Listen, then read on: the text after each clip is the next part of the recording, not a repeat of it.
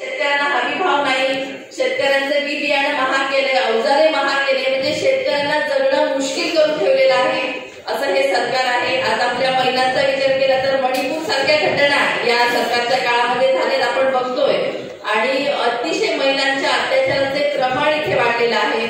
अनेक आपण बघतोय की अनेक उद्योगधंदे म्हणजे आपल्या सिंधुदुर्गातला पाणबुडीचा प्रकल्प आपल्या सर्वांना माहिती आहे, तो प्रकल्प पण त्यांनी दुसरीकडे नेला। अनेक उद्योगधंदे गुजरातला नेले, म्हणजे महाराष्ट्रातले आणि सिंधुदुर्गातल्या आपल्या तरुणांना बेरोजगार करण्याचं काम या सरकारने केलेलं आहे।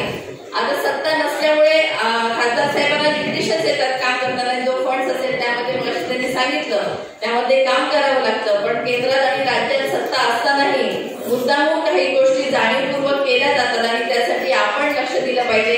आज आमच्या महिला इथे आहेत, महिलांना तर मी आवाहन करते की आपल्या सिंधुदुर्गामध्ये 50% जास्त महिला आहेत, तर ही पेटती मशाल विचारांची आणि आपल्या निष्ठेची जी मशाल आहे ती आपल्याला चुलीपर्यंत न्यायची आहे। प्रत्येकाच्या घराघरापर्यंत आपण गेलं पाहिजे आणि तेवढं सक्षमपणे आपण काम केलं पाहिजे। जसं आता आमदार साहेबांनी सांगितलं की सोशल मीडियाच्या माध्यमातून आपण पोहोचलं पाहिजे। अनेक गोष्टी आहेत ज्या सांगण्यासारख्या आहेत। आमच्या मोठे मोठे जे उद्योजक होते तेच मोठे झाले, पण शेतकरी आणि साधा सर्वसामान्य शेतकरी सर्वसामान्य घटक हा अतिशय पिसलेला आहे।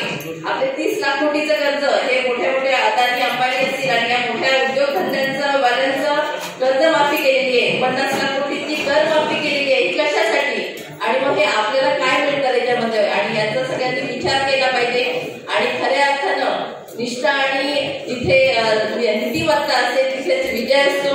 आणि नक्कीच आदरणीय खासदार साहेबांना पुन्हा एकदा इथे आपण खासदार करणार आहोत आणि मोठ्या संख्येने राष्ट्रवादी काँग्रेस पक्षाचे सर्व आमचे पदाधिकारी असतील आणि शेवटच्या क्षणापर्यंत पूर्ण वेळ, जसं आम्ही सामंत यांनी सांगितलं, आम्ही पूर्ण काम करू आणि अतिशय निष्ठेने आणि ताकदीने आम्ही काम करू आणि सावंतवाडी विधानसभा असेल, सिंधुदुर्ग जिल्हा असेल, प्रत्येक ठिकाणी आमचे पदाधिकारी महिला असतील तुमच्या खांद्याला खांदा लावून प्रत्येक ठिकाणी येतील, काम करतील असा विश्वास या ठिकाणी व्यक्त करते आणि पुन्हा एकदा आमच्या लोकप्रिय खासदार साहेबांना शुभेच्छा देते आणि जास्त वेळ घेत नाही, सर्वांचा आभार व्यक्त